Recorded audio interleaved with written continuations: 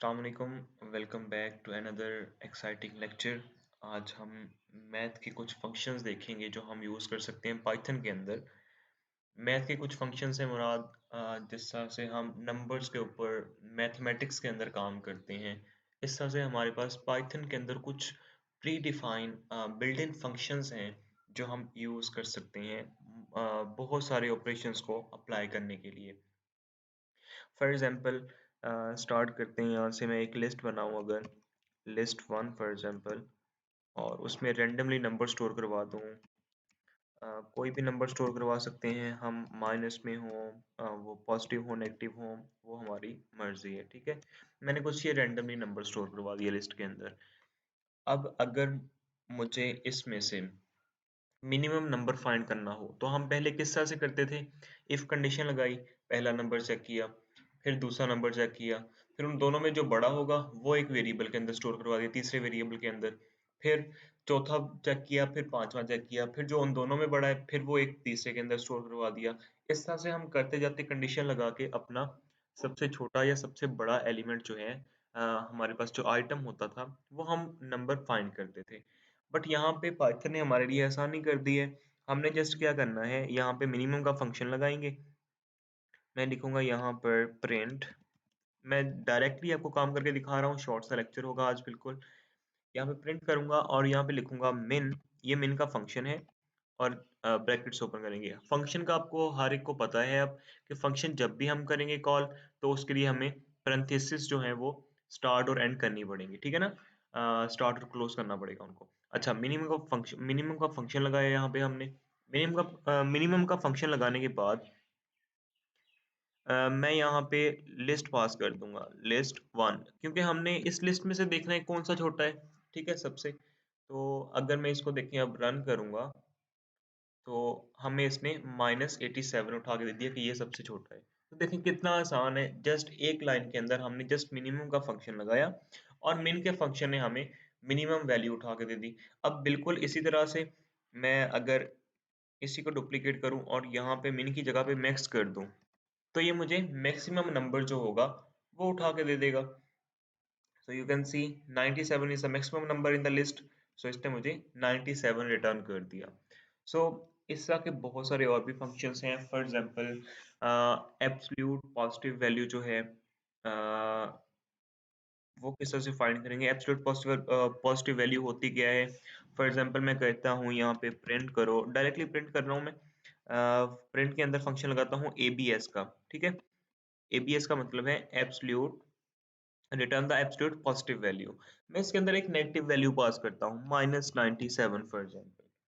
मैं जब इसको रन करूंगा तो ये मुझे पॉजिटिव नंबर रिटर्न करेगा। ठीक है, अब यहाँ पे जो मोस्टली यूज कहाँ पे होता है? फॉर एग्जांपल हम कोई यूजर से इनपुट या आउटपुट ले रहे हैं, हमने लिस्ट के अंदर डाटा स्टोर करवाना है, हम चाहते हैं जस्ट जो पॉजिटिव नंबर्स हैं हमारे पास वो ही आए। कई बार वैल्यूज होती हैं 0.00095, इस तरह से पॉइंट्स के अंदर वैल्यूज हैं, वो भी वैल्यूज नेगेटिव में आती हैं, तो हमें वो वैल्यूज पॉजिटिव में चाहिए होती हैं। तो पॉजिटिव में लेने के लिए हम क्या करते हैं, एबीएस का फंक्शन यूज कर लेते हैं। ये क्या करता है, हमारा जो नंबर है उसको पॉजिटिव के अंदर कन्वर्ट कर देता है। -97 मैंने यहाँ पे इसको इनपुट दिया, इसने मुझे 97 पॉजिटिव के अंदर यानी कि रिटर्न करके बाहर दे दिया मुझे। सो ये इस तरह से हम एबीएस को यूज कर सकते हैं। अब देखिए, हमने अगर पावर लेनी हो, for example 2 raise to power 3 कितना होता है? 2 रेज़ टू पावर 3 6 है। 9 रेज़ टू पावर 9 81 होता है। इस तरह से हमारे पास हम जब पावर कैलकुलेट करते हैं तो हम किस तरह से करते थे? फॉर एग्जांपल 2 और उसकी पावर 4। ठीक है, 2 रेज़ टू पावर 4, ठीक है, 8 आ जाएगा हमारे पास। इस तरह से हम 3 रेज़ टू पावर 2 करेंगे, 3 3 ज़ा 9 आ जाएगा हमारे पास। तो हम ये इस तरह से डबल स्टैटिक लगाते थे। हम यहाँ पे इसको और आसान तरीके से कर सकते हैं। पाइथन ने हमें फंक्शन दे दिया है इसका। हम लिखेंगे यहाँ पे POW पावर, पावर के लिए फंक्शन यूज होगा। ठीक है, पहला हम नंबर वो देंगे जिसकी पावर लेनी है और दूसरा नंबर हम कॉमा के बाद देंगे जो हमने पावर के ऊपर रखना है। For example 2 raise to power 4 करना चाहता हूं मैं। ठीक है, तो अच्छा, इस प्रिंट के अंदर काम क्या हो रहा है भला? ये वाला 2 रेज़ टू पावर 4। ठीक है, ये फंक्शन परफॉर्म करके देगा हमें ये पावर जो है। मैं इसको रन करूंगा तो यू कैन सी हमारे पास 16 आ रहा है। ठीक है, 2 raise to power 2 4, 4 raise to power 2 8 and 8 raise to power 2 16 आ जाएगा। ठीक है, इस तरह से हम पावर भी इसकी कैलकुलेट कर सकते हैं। अच्छा, अब हमारे पास मैथ के कुछ और फंक्शंस भी हैं। ये तो सिंपल फंक्शंस हैं। आप इसको देखेंगे अगर मैं वेबसाइट के ऊपर जाऊं W3 स्कूल की, तो वहां पे आप जाके जस्ट लिखें मैथ फंक्शंस इन पाइथन। ठीक है, तो आपको मैथ के जितने भी फंक्शंस हैं वो दे देगा। ये आप सर्च कर लें, मोस्टली W3 स्कूल जो वेबसाइट है उसके ऊपर हमें बहुत सारी एग्जांपल्स मिल जाती हैं, इसलिए मैं उसकी बार बार एग्जांपल देता हूँ आपको। आपने ये W3 स्कूल के ऊपर सर्च कर लेना है। ठीक है, तो आपको ये मैथ के सारे फंक्शंस मिल जाएंगे वहां पर। अच्छा, अब नेक्स्ट देखते हैं हम मैथ के कुछ और फंक्शंस हैं, लेकिन उसके लिए हमें एक लाइब्रेरी जो है, मॉड्यूल जो है वो इंपोर्ट करना पड़ता है, वो है मैथ। इंपोर्ट मैथ, ये मैंने इंपोर्ट का आपको समझाया पहले भी कि इंपोर्ट क्या चीज़ है। हमारे पास कुछ pre defined set of instructions हैं, पहले से लिखा हुआ कुछ कोड है प्रोग्रामर्स का। ठीक है, उन्होंने उसे एक लाइब्रेरी के अंदर सेव कर दिया। अब लाइब्रेरी आप एग्जांपल ले सकते हैं, ये जस्ट फाइल के अंदर हम काम कर रहे हैं math function dot P Y, इस तरह की हमारे पास एक फाइल है। उसके अंदर हमारे पास उन्होंने कोड लिख के सेव कर दिया है। अब हम क्या कर रहे हैं, उस फाइल को हमारी इस math function dot P Y के अंदर यूज करना चाहते हैं। हम क्या करेंगे, उसको इंपोर्ट करेंगे यहाँ पे, यानी कि उस फाइल को यहाँ पर लाके यूज करना चाहते हैं। ठीक है, बिल्कुल सेम जैसे मैंने पहले आपको प्रीवियस लेक्चर्स के अंदर एग्जांपल दी थी कि मेरे पास दो कमरे हैं घर के अंदर, room number 1 and room number 2। मेरे पास रूम नंबर 1 के अंदर प्रिंटर मशीन पड़ी है। मैं क्या करता हूँ, मुझे रूम नंबर 2 के अंदर प्रिंटिंग का काम करना है, तो मैं क्या करूंगा, इंपोर्ट करूंगा अपनी जो प्रिंटिंग मशीन है उसको रूम नंबर 1 से रूम नंबर 2 के अंदर ले आऊंगा और वहां पे फंक्शन परफॉर्म कर दूंगा। बिल्कुल सेम काम यहाँ पे हो रहा है, मैं वो पहली जो लिखी हुई फाइल है उसको उठा के लेके आ रहा हूँ और उसको अपनी इस math function dot P Y के अंदर यूज कर रहा हूँ। तो इस तरह से मैं इसको इंपोर्ट कर रहा हूँ। अच्छा, इंपोर्ट हमने मैथ को कर लिया। अच्छा, अब देखें हमने अगर स्क्वायर रूट जो है वो कैलकुलेट करना हो, फॉर एग्जांपल 64 का स्क्वायर रूट जो है वो 8 आ जाएगा, 81 का स्क्वायर रूट जो है वो 9 आ जाएगा। स्क्वायर रूट समझ रहे हैं ना आप, इसको कहते हैं स्क्वायर रूट। ठीक है, अच्छा आप देखें ये किस तरह से कैलकुलेट करेंगे, हम यहाँ पे लिखेंगे math dot S Q R T square root of हमने जिसका भी फाइंड करना है। हम फॉर एग्जांपल फाइंड करना चाहते हैं 64 का, तो इसको प्रिंट भी करना पड़ेगा। इसको प्रिंट कर लेते हैं यहाँ पर। ओके, इसको रन करेंगे तो मुझे देखिए ये 8 रिटर्न कर देगा। अच्छा, ये पूरी पूरी वैल्यू रिटर्न करता है, आपने ये भी याद रखना है। ये 8.0 आ रहा है, फ्लोटिंग पॉइंट के अंदर आ रहा है। ठीक है ना। सो आगे, अब इसको अगर मैं डुप्लीकेट करूं तो यहाँ पे हम करते हैं 81, तो ये मुझे 9 रिटर्न कर देगा, 9.0। ठीक है, बिल्कुल ये इस तरह से काम करेगा। हमें स्क्वायर रूट जो है वो उसको रिटर्न करता है S Q R T, math dot S Q R T. अच्छा, ये डॉट का मतलब क्या है, अब मैथ के अंदर हमारे पास एक फंक्शन लिखा हुआ है। मैथ तो हमारे पास पूरी फाइल है ना, तो मैथ के अंदर एक फंक्शन भी लिखा हुआ है। फंक्शन हम पढ़ चुके हैं पहले। अ, अब उस फंक्शन को टारगेट करने के लिए मैथ डॉट, यानी कि मैथ के अंदर चले जाओ, डॉट का मतलब मैथ के अंदर चले जाओ, फाइल के अंदर चले जाओ और उसमें से S Q R T function को ढूंढो। मैथ के फंक्शन को ढूंढा हमने, लाइब्रेरी को, उसमें से फंक्शन ढूंढा, फंक्शन के अंदर हमने ये पैरामीटर पास कर दिया 64, वहां से खुद ही काम हुआ। जो रिटर्न हमारे पास वैल्यू होगी वो यहाँ पे आके प्रिंट हो जाएगी। Simple is that. अच्छा, अब इसके बाद हमारे पास फंक्शन है, हम कहते हैं जी प्रिंट। मैं डायरेक्टली प्रिंट करूंगा। अच्छा, नेक्स्ट फंक्शन है हमारे पास सील का और फ्लोर का। अब मैं यहाँ पे कहता हूँ मैथ डॉट सील। मैं आपको ये समझाता हूँ अभी। अच्छा, अब देखिए मैं यहाँ पे करता हूँ 5.6। ठीक है, इसको ही डुप्लीकेट करता हूँ और यहाँ पे कर देता हूँ फ्लोर। ठीक है, अब दोनों का काम देखिएगा जरा पहले। मैं इसको अगर रन करूं तो यू कैन सी एक में हमारे पास 6 आंसर आ रहा है, एक में हमारे पास 5 आंसर आ रहा है, बट हमने वैल्यू सेम दी है 5.6 एंड 5.6।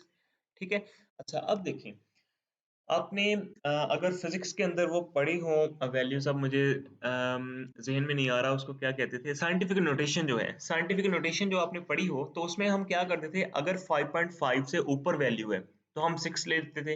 अगर 5.5 से नीचे वैल्यू है, फॉर एग्जांपल 5.4 है, 5.3 है, 5.2 है, तो हम नीचे वाली वैल्यू यानी कि 5 लेते थे। तो बिल्कुल ये काम सेम है। अब सील का मतलब क्या है, मैंने इसको किस हिसाब से याद किया था, सील का मतलब है सीलिंग यानी कि छत, ठीक है? फ्लोर का मतलब है ज़मीन, ठीक है? मैंने इस तरह से याद किया था इसको। अब जब भी छत आएगी यानी कि सील आएगा, तो हम ऊपर वाली वैल्यू लेंगे, यानी कि 5.6 से 5.5 से ऊपर होगी, तो हम क्या करेंगे 6 ले लेंगे, ठीक है? पॉइंट के बाद जो वैल्यू है अगर वो 5 हो या 5 से बड़ी हो, तो हम 6 लेंगे, यानी कि ऊपर वाली वैल्यू लेंगे। मैं यहाँ पे देखिए ना, अगर 5 भी कर दूँ, फिर भी मेरे पास वैल्यू जो है वो 6 ही आएगी, ठीक है? जैसे ही मैं इसको 5.4 करूँगा, अब भी आप देखेंगे तो वैल्यू हमारे पास 6 ही आएगी। 5.1 भी करूँगा, फिर भी हमारे पास वैल्यू जो है वो 6 ही आएगी। ये किसकी वजह से आ रही है? इस फंक्शन की वजह से आ रही है, सील फंक्शन की वजह से आ रही है कि अगर पॉइंट के बाद वैल्यू जो है वो आ जाए कोई भी, पॉइंट के बाद 1 वैल्यू भी आ जाए, तो हमने ऊपर वाली वैल्यू ले लेनी है, यानी कि 5 के बाद जो भी 6 आएगा। अगर मेरे पास यहाँ पे 6.1 होता तो हमारे पास 7 आंसर आ जाता। जैसे ही मैं इसको 5.0 करूँगा, तो अब आप देखें तो हमारे पास 5 आ जाएगा आंसर। अब हमारे पास क्योंकि आगे तो कुछ भी नहीं है, 0 है। तो जैसे ही इसकी वैल्यू कोई एक भी बढ़ेगी, 5.1 से लेके 5.9 तक, तो ये हमारे पास 6 आता रहेगा यहाँ पे। सील का मतलब है ऊपर वाली वैल्यू लेनी है। अब यहाँ पे फ्लोर का मतलब क्या है? यहाँ पे वैल्यू 5.1 से लेके 9 तक जितनी मर्ज़ी आ जाए, हमने नीचे वाला हिस्सा ही लेना है जो कि हमारे पास 5 है। 4 नहीं ले लेना यहाँ पे, ये 5 लेगा, जो यहाँ पे हमारे पास फ्लोटिंग पॉइंट के लेफ्ट साइड पे लिखा हुआ है। तो ये हमारे पास कुछ कॉन्सेप्ट है सील और फ्लोर का। अच्छा, अब इसके बाद अ, हम चलते हैं नेक्स्ट फंक्शन की तरफ। नेक्स्ट फंक्शन है हमारे पास पाई की वैल्यू। आपने बहुत सारे फार्मूलाज के अंदर पढ़ा होगा, पाई की वैल्यू जो है हमारे पास 3.14 होती है। ये पाई की बात कर रहा हूँ, पाई इक्वल टू 3.14। ये तो हमने फर्स्ट ईयर सेकंड ईयर के अंदर इसके क्वेश्चन भी बहुत सॉल्व किए हुए हैं मैथमेटिक्स के अंदर। अब ये हमारे पास जो वैल्यू आएगी, वो हम डायरेक्टली ले सकते हैं प्रिंट, जस्ट मैथ का फंक्शन लगाएंगे, मैथ डॉट पाई। यहाँ पे हमें पास करने की कुछ भी जरूरत नहीं है, ठीक है? जस्ट इसको रन करेंगे तो हमारे पास ये पाई की वैल्यू आ जाएगी 3.1415 जो भी आप इसको रेंट भी कर सकते हैं कि हमारे पास जस्ट 3.14 आ जाए। तो ये इस तरह के कुछ फंक्शंस हैं हमारे पास जो हम यूज करते हैं। आपने जस्ट क्या करना है, W3 स्कूल के ऊपर जाना है और वहां पे जाके लिखना है मैथ फंक्शंस इन पाइथन, ठीक है? मैथ की लाइब्रेरी के जो फंक्शंस हैं, आप जिस तरह से भी सर्च कर लेंगे आपको मिल जाएगा, पहला ही लिंक आपको मिल जाएगा। तो आपने वहां पे जाके इसको सारे के सारे फंक्शंस को एक्सप्लोर करना है। दैट्स इट जी, आपको ये छोटा सा कॉन्सेप्ट देना था आज मैथ और मैथ के फंक्शंस का, मैथ की लाइब्रेरी क्या होती है, एक्चुअली हम लाइब्रेरी को क्या कहते हैं, और ये इंपोर्ट करना किसको कहते हैं, हमारे पास कौन-कौन से फंक्शंस परफॉर्म हो सकते हैं इसके अंदर। आपने खुद भी प्रैक्टिस करनी है इसकी, ताकि आपकी ग्रिप जो है इसके ऊपर वो बनी रहे। मिलते हैं नेक्स्ट लेक्चर के अंदर, तब तक के लिए मुझे इजाज़त दें। अपना और अपने गिरदनवा के लोगों का बहुत ख्याल रखिएगा। अल्लाह हाफ़िज़।